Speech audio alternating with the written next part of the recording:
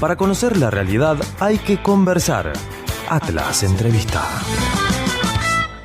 Y ahora vamos a escuchar a otra persona más, a otra entrevistada, mexicana también, que es Susana Martínez Alcántara, que es doctora en psicología y directora de la maestría. Estamos, justamente en sí, vísperas o en las cercanías de la asunción de un nuevo presidente en México, ¿no? Sí, por eso. Y justamente queríamos como celebrar un poco esa cuestión y escuchar las voces de dos personas, dos mexicanas, que claramente están en dos situaciones distintas.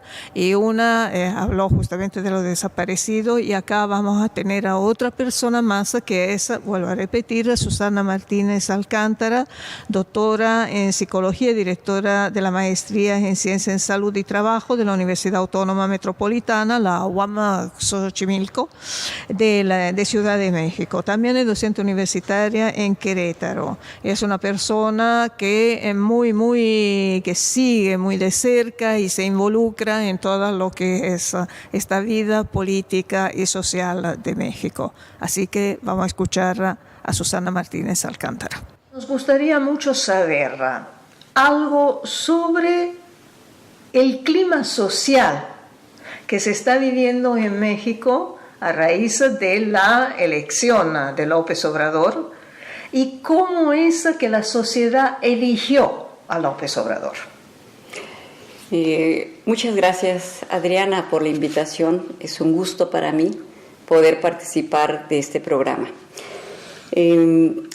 Mira, me gustaría iniciar en todo caso, antes de señalar el clima social que yo percibo en estos momentos, referir un poco a algunos antecedentes de carácter económico, de carácter político, que a mi juicio estuvieron en la base para que el pueblo mexicano decidiera finalmente optar por la opción de Andrés Manuel López Obrador.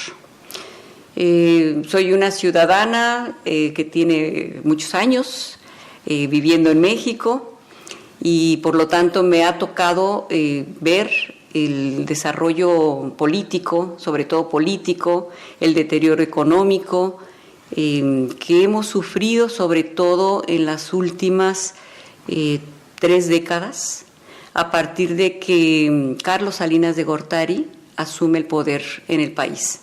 Con él se implementan una serie de medidas de corte neoliberal y empezamos a tener recortes a distintos niveles. Se implementa una política de carestía, hay recortes a nivel de las prestaciones sociales, de la educación, de prestaciones de carácter laboral, en vivienda, etcétera, etcétera. Por supuesto, los trabajadores sufren en sus condiciones de trabajo, los contratos se han visto violentados.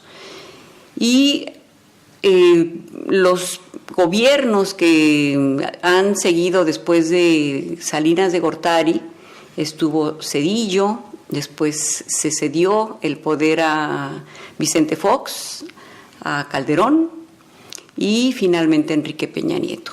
Hemos tenido un gobierno priista por más de 80 años, 12 años de gobierno panista, que en su conjunto no lograron el cambio que todos los mexicanos hemos estado esperando en todos estos años. ¿No ha habido diferencia entre la política del PAN y la política del PRI? Estoy convencida que no. Tanto el PRI como el PAN han tenido alianzas históricas a distintos niveles y estas alianzas se concretaron, se materializaron de una manera burda, terrible para la población mexicana cuando Peña Nieto toma el poder, porque se firma acuerdos por México.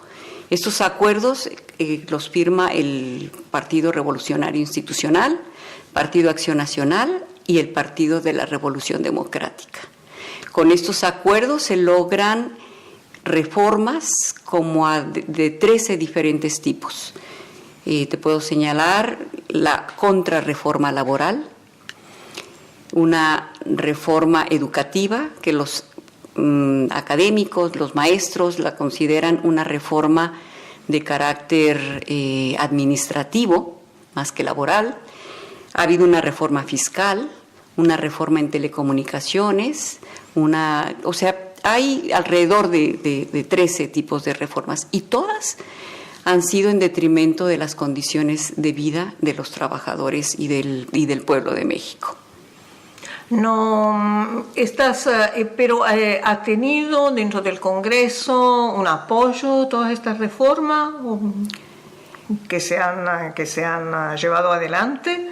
Una iniciativa de los presidentes, pero apoyado por el Congreso. En realidad las reformas, estas reformas las asignaron los presidentes de los partidos, de estos 3 partidos, y el Congreso apoyó. O sea, el Congreso no dijo no. Entonces, corrupción, violencia y un desgaste económico terrible para la población han formado una especie de cóctel que ha llevado a López Obrador a la presidencia. Así es. Andrés Manuel es una persona que, siendo alcalde en la Ciudad de México, tuvo un papel muy destacado, y algo que no le ha podido demostrar nadie es que sea una persona corrupta. Él todo el tiempo se ha presentado como una persona honesta, como una persona que no va a traicionar al pueblo de México, y el pueblo de México ha puesto todas sus esperanzas en él, porque realmente lo que hemos vivido en este momento en el país es que es realmente terrible, es un cementerio. Así lo han caracterizado algunos estudiosos del país, entre otras linduras, entre comillas, ¿no?, de lo que está sucediendo en el país. Y toda esta cuestión de la violencia, ¿qué tipo de programa tiene de programa político y de decisiones que puede tomar López Obrador para poder frenar, digamos, esta violencia que es muy grande? Porque estamos leyendo sobre el asesinato, por ejemplo, de periodistas, que últimamente 16 han matado a 16 periodistas en los últimos días, algo así. Por lo tanto, ¿cuál es el enfoque que tiene López Obrador respecto a eso?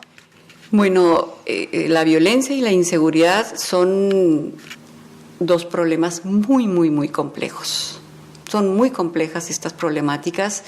Sin embargo, entre algunas de las medidas que ha planteado ya quien será secretaria de Gobernación es la legalización de la marihuana, la despenalización del consumo de marihuana, y dejarlo con la finalidad de que se utilice como medicamento alternativo, que se ha demostrado en otros países que ha tenido esta función y ha resultado bastante bien.